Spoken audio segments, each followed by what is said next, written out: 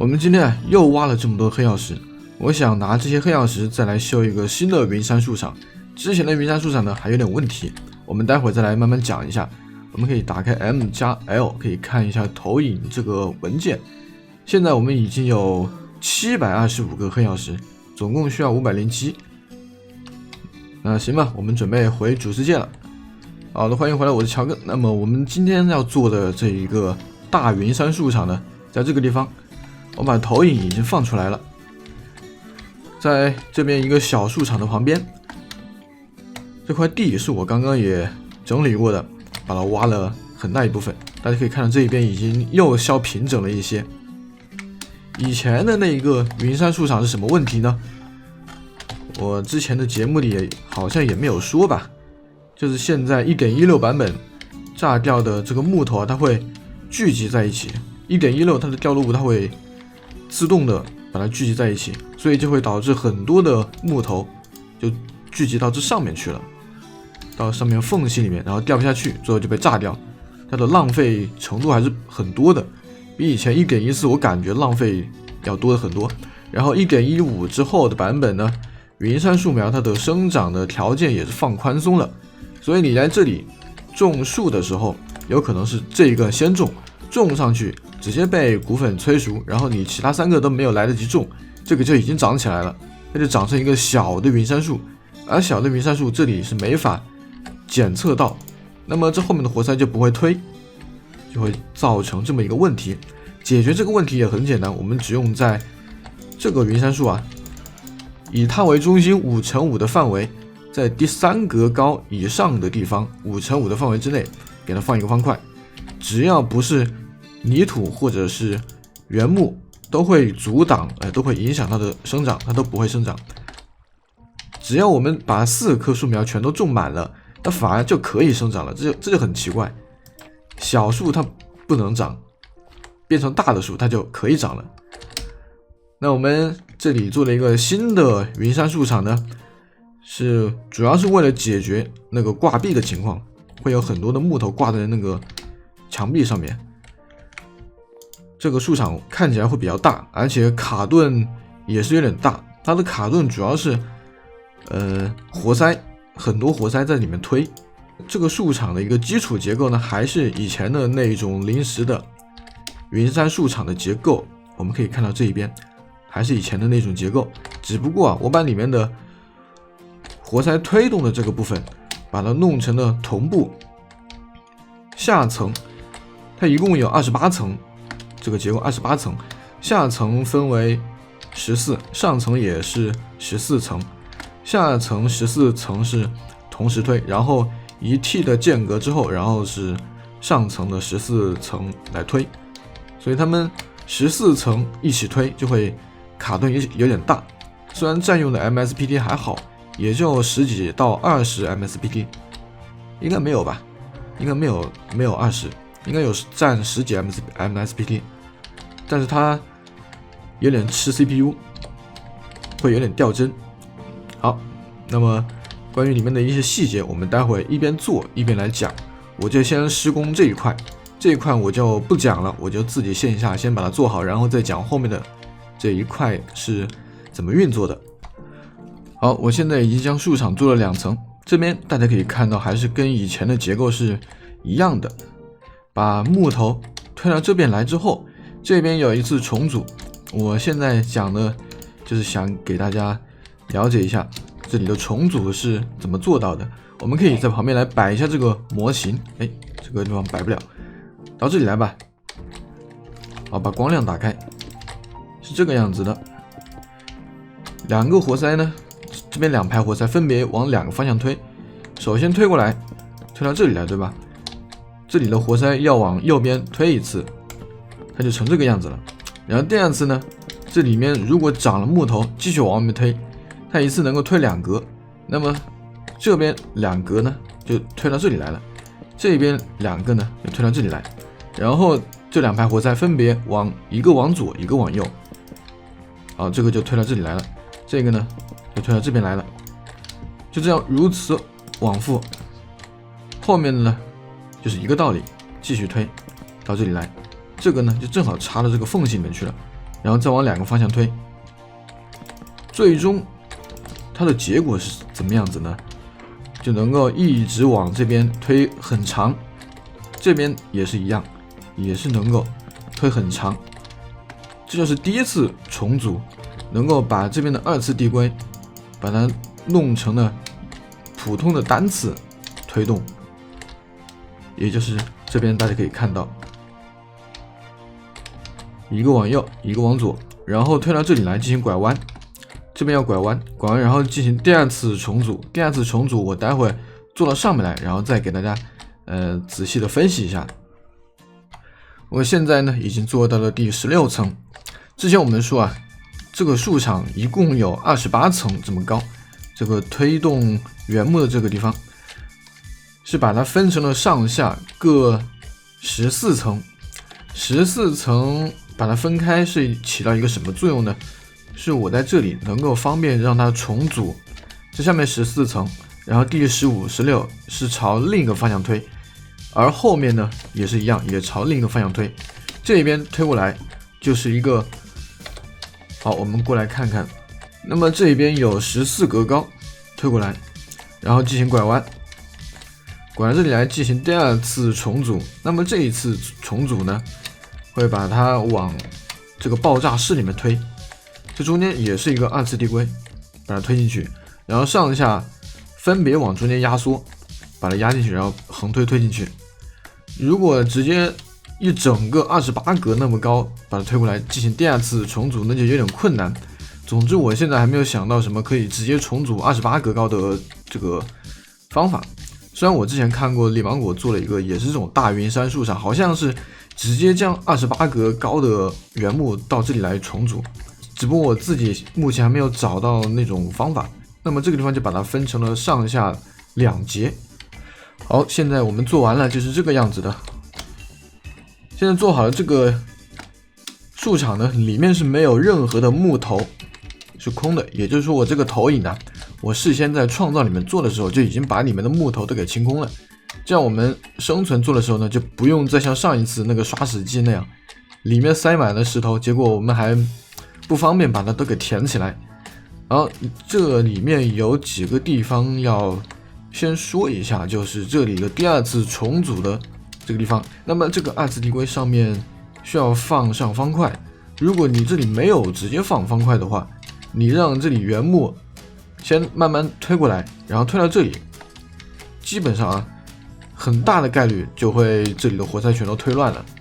这里事先必须要放上方块，这里放原木或者其他的普通方块都是可以的。这是第一点。然后第2点说一下，这里分上下2个这个爆炸室，分上下2层。上层呢，肯定它的木头量会比较少，不过呢，我上下复制 TNT 的频率是调的同样快。这里复制 TNT 的频率有多快呢？这个地方有个计时器，这地方有个循环，用的是比较器的循环。这个比较器后面接了一个4档，2个4档，这就是它的一个循环，复制 TNT 的循环。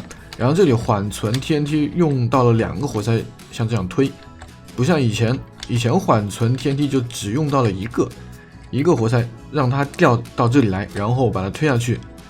但是这里复制 TNT 的频率比较高，待会我开机会让大家看一下，那复制的频率比较高，所以必须要搞2级缓存。如果只用1个缓存，很有可能2个 TNT 就直接都复制下来，然后一口气推下去，就导致一个 TNT 爆炸把另一个 TNT 给炸飞。然后每个爆炸室呢，这下面我都用了黑曜石给它垫了一下底。这个垫底的好处呢，有2点。第一点就是你就不用去刻意的控制这个 TNT 的，你推 TNT 的这个活塞的时间，这个很方便。你不管是推得快还是推得慢，最后它都不会掉到水里面去。然后第2点呢，这个 TNT 它最后电放在了这个黑曜石上面，由于它的爆炸频率很快，它第一个刚炸完，第2个就接着掉下来了。所以呢，就会有很多木头刚刚被炸掉到水里面去，然后第2个天梯就直接炸了，就会把它给炸没。那么这个黑曜石就起到一个保护的作用。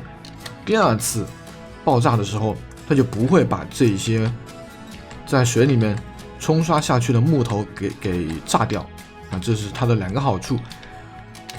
然后这一边的开关呢，我给它这边开关还是一样的啊，我给它接了一条线路接到这里来，用来控制这一边的循环脉冲。也就是说，我们把这一边的开关总开关树长的总开关把它打开，这边循环它就自己开始跑起来了，就不像以前我们做那个树场是怎么做的呢？是我们这里的树苗长了一次，那边就复制一个 TNT。你如果按这样的频率的话，这边长一颗，那边复制一个，这边长一颗，那边再复制一个，那样复制的 TNT 是不足以将这边推过来的木头都给炸掉，最后推到中间它就急死了。所以我们就得自己来设置一个频率，设置一个复制 TNT 的频率，尽量要快。好，那么我们就大概讲了这么多。然后关于这一边是怎么做到让这14层14层的活塞同时运动，下层14层是一个时间，上层的14层是一个时间，而且它们相隔只有1T 的间隔。这里就是用到了我看一看，这边还是一样，这里用到了一个6T 长度的脉冲。就我们之前做这种树场讲过，它必须要用一个6T 长度的脉冲来激活这上面的活塞，这上面全都是二次地推啊，这边活塞全都是二次地推。这边怎么做到让它们同时都能够推出呢？就是这里有一个侦测器，然后通过这种半砖往上面爬，就实现了这下层14层的活塞啊，同时能够推出。当然它爬不了那么高，它不能够爬到第14层，爬不到14层的呢，这边就给它延长，这边又弄了一个侦测器，给它延长了几个，就可以让它能够蔓延到14层。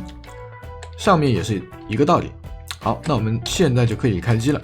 这个存档我是已经备份了，那么我们就准备开机。骨粉呢还是一样，塞在这个地方。如果你觉得这个骨粉太少了，你就可以再往后面延伸，多装几个箱子都是可以的。好，那我就准备，我没有矿车，哎呀，没有矿车，回去做一个。这个挂机树场怎么能没有矿车？我们要坐在矿车上面一起摇摆。来，我们来做一个矿车，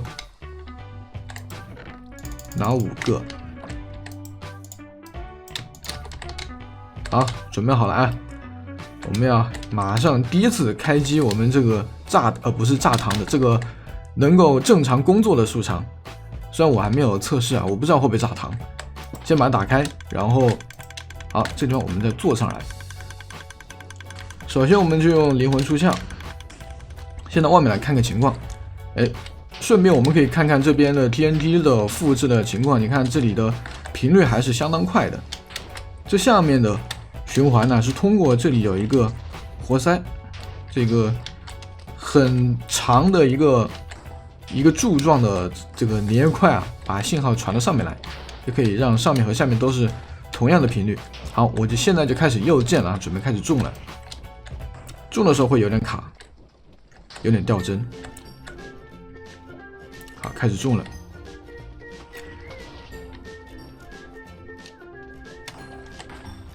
这个原木它会分成4段，把它往外面推。这是第一段，第一段有14格高，往左推。第二段呢，往右推，也是14格高。第3段就在下面，下面也是分2段。好，我们可以看到这里已经推过来了，有木头推过来了。这边的活塞是中间的先推，把中间推空了，然后上面下面再集中推到中间来。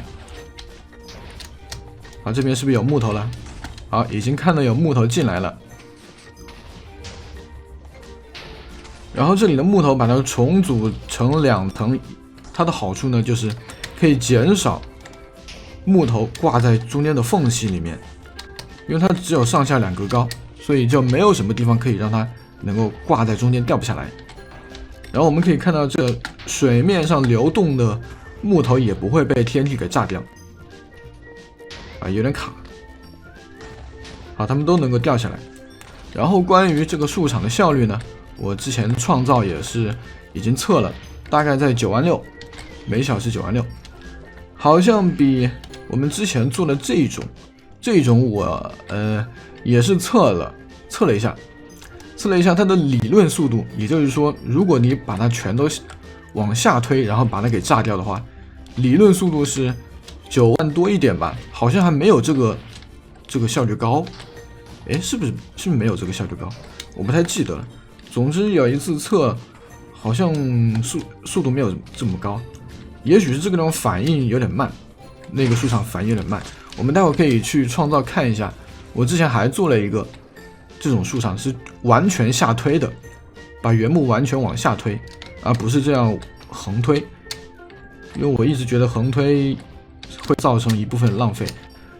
这一边的横推造成浪费，主要就是在上面，这上层会有一些浪费，因为上层的木头比较少，很容易就有木头挂在上面掉不下来，而下层呢就非常稳定，能够有很多的木头，所以下层基本上是不会有木头挂在上面掉不下来。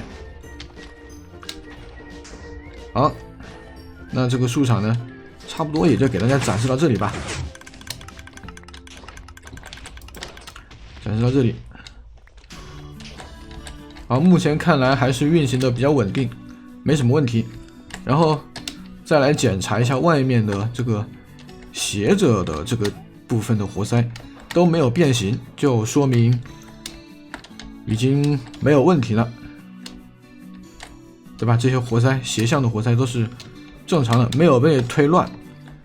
好，没有被推乱，非常好。